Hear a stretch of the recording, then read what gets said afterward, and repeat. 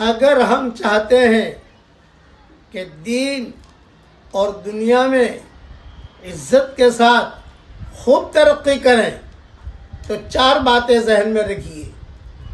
Number 1، کم کھانا۔ Number 2، کم سونا۔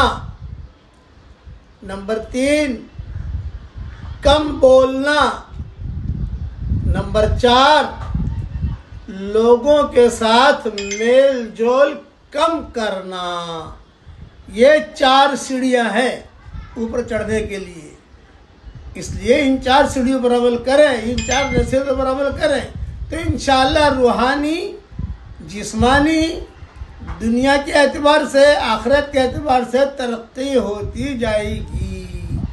اللہ تعالی ہم سب کو اپنا بہترین قرب عطا فرمائے۔ کہیے آمین۔